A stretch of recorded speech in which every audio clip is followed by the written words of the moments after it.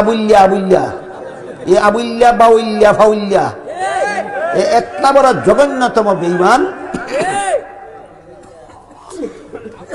কয় আল্লাহর বলে আগের কথায় পরের কথায় মিল নাই। এই তোর জ্ঞান আল্লাহ থেকে বেশি রে, আল্লাহর আগের কথায় পরের কথায় মিল নাই। আমি আপনাদেরকে বলি, জিজ্ঞেস করি, ধরেন আপনাদের একজন ডায়াবেটিস রোগীকে ডাক্তারে প্রথমে ট্যাবলেট দিছিল, একটা 2 বেলা খাইবেন। 2-4 বছর খাওয়ার পরে ডায়াবেটিস আর কন্ট্রোল হয় না, এর ফলে দিছে ক্যাপসুল। আরো 2-4 বছর খাওয়ার পরে ট্যাবলেটে ক্যাপসুলে এখন কন্ট্রোল হয় না, এখন দিছে ইনসুলিন। আগে যেটা দিছিল এটা রয়েছে না ফাল্টাইছে? খুব ভুল কাম হয়েছে না সঠিক? তোর বাপে আগে একটা দিয়া পরে ফাল্টাই আর একটা দিলে সঠিক হয়। আর তোর বাপ দাদা 14 গোষ্ঠীর যিনি সৃষ্টি করছেন, ইনি আগে এক বিধান দিয়া পরে আরেক বিধান দিলে বেটি কয় তুই শয়তান, তুই ইবলিসই শিখছস কার কাছে?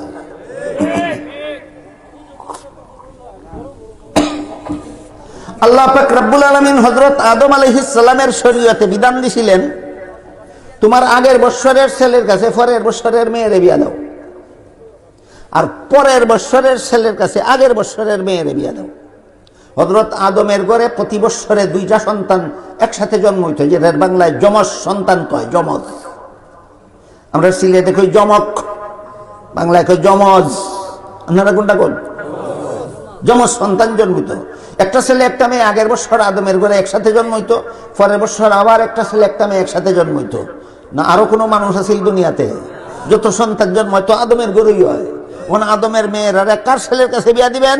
আল্লাহ বলেন, তোমার আগের বছরের ছেলের কাছে পরের বছরের মেয়েরে বিয়া দাও, পরের বছরের ছেলের কাছে আগের বছরের মেয়েরে বিয়া দাও। এটা ছিল আদম আলাইহিস সালামের যুগে আল্লাহর বিধান। মুহাম্মদুর রাসূলুল্লাহর উম্মতের যুগে এক বাপের সন্তান ছাড়া আর কোনো সন্তান দুনিয়াতে নাই। এখন আল্লাহ বিধান দিছেন, নিজের ছেলের কাছে নিজের মেয়েরে বিয়া দেওয়া হারাম। এবার বলেন, আদম নবীর যুগে আল্লাহ বিধান একটা দিছিলেন, মুহাম্মদুর রাসূলুল্লাহর যুগে বিধান আর একটা দিছেন কিনা? না বুঝিয়া, না বুঝিয়া, না অবস্থা উপযোগী। আল্লাহ যদি কোনো বিধান পরিবর্তন করেন, অবস্থা বিবেচনায় পরিবর্তন করেন, তোর মতো মস্তানি কইরা না।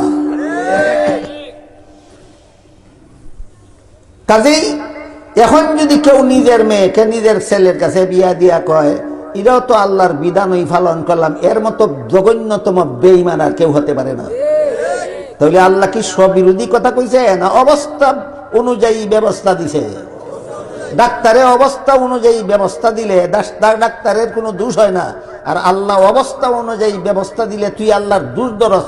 ময়রা দেখ, মাটি চলে গিয়া দেখ, ফিসটা বসা আছে লইয়া। কিন্তু আমার দুঃখ এই জন্য না, এটা তো গোয়ার আবুল্লা হইল গোয়ার, এই জন্য আমি আমার দুঃখ হয় না। দুঃখ হয় ওই সমস্ত তথাকথিত জ্ঞান পাপী বুদ্ধিজীবীদের ব্যাপারে, যারা এর পক্ষ হইয়া বিবৃতি দেয়। এমন কিছু বুদ্ধিজীবী আছে না বাংলাদেশ, যে সময় হে আল্লাহর বিরুদ্ধে যুক্তি দেয়, এই সময় এরাও করে না। যখন এর বিরুদ্ধে প্রতিবাদের ঝড় উঠে, তখন প্রতিবাদীদের বিরুদ্ধে এই শিক্ষিত গোয়ারেরা যুক্তি দেয়। বাংলায় একটা কথা আছে, লাল কুত্তা শিয়ালের ভাই। এটা আসলে বাংলা না, এটা ফার্সি একটা প্রবাদের বাংলা অনুবাদ। ফার্সি ভাষায় একটা প্রবাদ আছে, সগে সুরখ বেড়াদরে গোপাল, এর বাংলা হইল লাল কুত্তা শিয়ালের ভাই। কুত্তা আর শিয়াল জাতি একটা না, জাতি 2টা, কিন্তু শিয়ালে একভাবে চিল্লি দেয়, কুত্তা আরেকভাবে চিল্লি দেয়। শিয়ালে একভাবে চিল্লি দেয়, কুত্তা আরেকভাবে চিল্লি দেয়। হঠাৎ একদিন দেখে লাল একটা কুত্তা, ইয়ার যেমন হুয়া হুয়া কুইয়া ডাক দিছে, কুত্তায় হু কুইয়া ডাক দিছে। কয় 2টার ডাক যখন একরকম, তাহলে লাল কুত্তাটাও শিয়ালের ভাই। ঠিক তেমনি ভাবে আবুল্লা গোয়ার অশিক্ষিত হে যখন আল্লাহর বিরুদ্ধে আল্লাহর বিরুদ্ধে কটূক্তি করছে, এই সময় এই সমস্ত বুদ্ধিজীবীরা রাও করে না, চুপ। যখন এর বিরুদ্ধে প্রতিবাদের ঝড় উঠেছে, তখন এই শিক্ষিতরা প্রতিবাদীদের বিরুদ্ধে মুখ খুলছে, লাল কুত্তা শিয়ালের ভাই। ফার্সি ভাষারটা কইলাম, এখন সিলেটি ভাষারটা কই। সিলেটে একটা কথা আছে, সুরে সুরে খালাত্তো ভাই তিন সুরে আলী, আলী বুঝুন না, বিসি না, হালি হালি সাইটটা যায় খালি হয়, সাইড কলায় কি হয় এই রকম হালি। তো সিলেটি ভাষা একটা কথা আছে, চুরে চুরে খালাতো ভাই, তিন সুরে আলী, এক সুরে বিয়া করে আরেক সুরে শালি।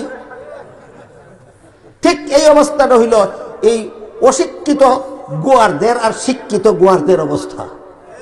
একটা অশিক্ষিত মুরতাদ বেঈমান নাস্তিক আল্লাহর বিরুদ্ধে কটূক্তি করেছে, তখন এই সমস্ত শিক্ষিত মুরতাদের দল চুপ করেছে। যখন এর বিরুদ্ধে প্রতিবাদের ঝড় উঠেছে, প্রতিবাদীদের বিরুদ্ধে শিক্ষিত এই লাল কুত্তার ভাইয়েরা, এই এক চুরে বিয়া করে আরেক চুরে শালিওয়ালারা তখন প্রতিবাদীদের বিরুদ্ধে বিবৃতি দেয়, আল্লাহর বিরুদ্ধে কথা বলে সময় বিবৃতি দেয় না। প্রতিবাদ যারা করে এদের বিরুদ্ধে বিবৃতি দেয়। এরারই কয় চুরে চুরে খালাতো ভাই, তিন সুরে আলী, এক সুরে বিয়া করে আরেক সুরে শালি। এই সমস্ত নাস্তিক মুরতাদ বেঈমান অশিক্ষিত শিক্ষিত যারাই গজাইছে বাংলাদেশে, এই মুহূর্তেই যদি এদের বিরুদ্ধে আপনারা রুখে দাঁড়াতে না পারেন, আপনাদের ভবিষ্যৎ প্রজন্মকে বেঈমান না বানাইয়া দুনিয়ার থেকে যাইতে দিবে না।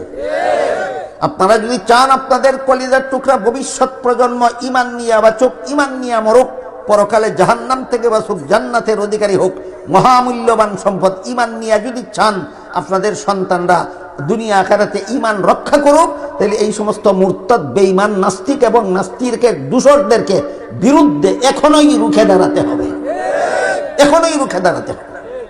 বড় আশ্চর্য লাগে আমার, কিছু শিক্ষিত মানুষ নেতৃস্থানীয় আছে, এরাও এই সমস্ত বাউল আর ফাউলদের পক্ষে কথা কয়। তবে একটা কথা আছে, এমন শিক্ষিত নেতাও বাংলাদেশে আছে যিনি বেশ কিছুদিন আগেই কইয়া রাখছে, শরিয়া আইনে আমি বিশ্বাস করি না। শরিয়া আইন মানে আল্লাহর বিধান, শরিয়া আইন মানে আল্লাহর বিধান। 5 বেলা নামাজ ফরজ আল্লাহর বিধান নেই।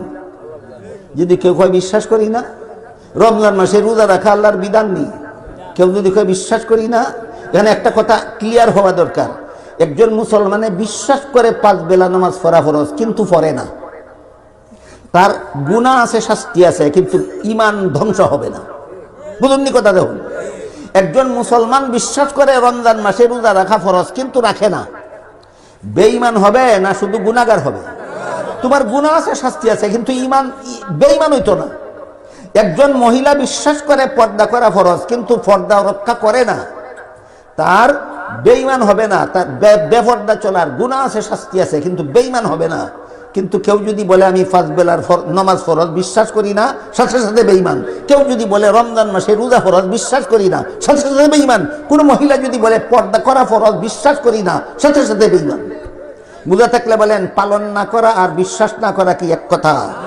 তাহলে তুমি এমনি কইতা কথাটা যে শরিয়া আইন সঠিক, আমরা শরিয়া আইনের আইনের আন্দোলন করি না, তাইলে তো অন্তত শরিয়া আইনের আন্দোলন কেন করো না? এটার জন্য তোমার গুনাহ আছে, শাস্তি আছে, বেঈমান হইতা না। না এমনি না কয় শরিয়া আইন বিশ্বাস করি না। শরিয়া আইন বিশ্বাস করি না কইলে ইমান তাহে না বেঈমান হইয়া যায়? আমি আগে কিছু ইমান তাহে কেমনে যায় কেমনে? ইমান চিনলে তো একজনে বুঝতে পারবে।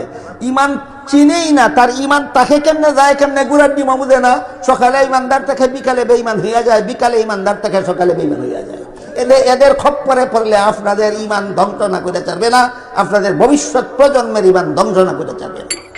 তো আমি বলতে চাইছিলাম, যে নেতায় কয় আমি শরিয়া আইনে বিশ্বাস করি না, এই নেতা যদি বাউল আর ফাউল আর আবুলদের পক্ষে কথা কয়, তো এ তো আগের ওই বেঈমান, কই তুই ভারে, এ তো আগের ওই বেঈমান, কই তুই ভারে।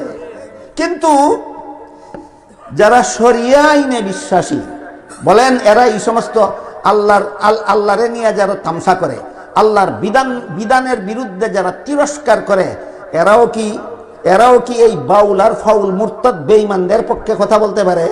সুতরাং বর্তমান বাংলাদেশে এই বাউল ফাউল আবুলদের পক্ষে যারা বিবৃতি দিচ্ছে, সত্যি লাল কুকুর শিয়ালের ভাই, চুরে চুরে খালাতো ভাই, 3 সুরে আলী, 1 সুরে বিয়া করে আরেক সুরে শালী।